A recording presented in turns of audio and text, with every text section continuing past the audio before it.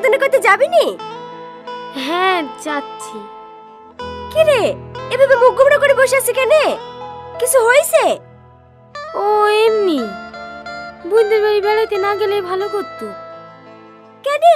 বোন কি তোকে কিছু বলিছে?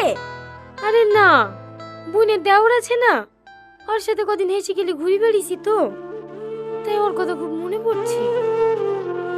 জানিস, বাড়ি আসার সময় ও শেষবারের মতন আমার সাথে একবার কথাও বলেনি। দেখ সালমা, তোকে কিন্তু খালি বিয়ে করার আগে বারবার করে জিজ্ঞেস করেছে তোর ছেলে পছন্দ কিনা। দুদিন বাদ দিয়ে তোর বিয়ে, এখন যেন উল্টো পাল্টে কিছু ভাবিসনি। আরে না না, আমি তো বলেই দিয়েছি আব্বা মা যেটা করবে সেটাই মেনে নেব। আর তাছাড়া টনিও আমাকে ভালোবাসে না, এমনি দুদিন আর কি ঠাট্টা করেছিলাম তো, তাই একটু মনে পড়ছে। ছাড়ো সব কথা, চ বাকি বান্ধবীগুলাকে নেমন্তন্ন করে আসি। লে তাড়াতাড়ি রেডি হইলে। আমি যাব না ভাবি, শরীরটা জ্বর করছে, তোমরাই যাও। কই জ্বর? দেখ বাহানা করিসনি, তোর ভাই রেডি হয়ে বসে আছে। লে তাড়াতাড়ি জামাটা পরিলে। তুমি বুঝতে পারছো না ভাবি, শরীরটা সত্যি খুব খারাপ করছে। তোমরাই যাও, আমি একবার বিয়ের দিন যাব। তোকে এইভাবে একা ধুই বিতে যেতে ভাল লাগে বল দিনে? হঠাৎ করে শরীর খারাপ হলে আমি বা কি করবো বলো দিনে?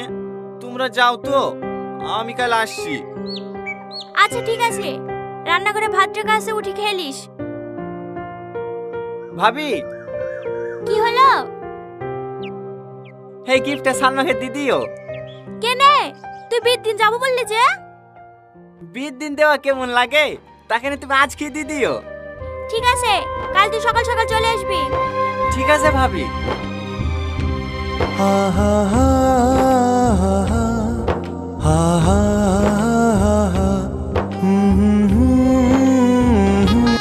কি রে, বিয়ের কোণে ঘরে একা একা বসি কেন? এমনি। কখন আসলি বোন? হেইতে এক্ষুনি। ভাই কোথায়? ওই একটু আব্বার সাথে প্যান্ডেলের দিকে গেল। টনি আসেনি?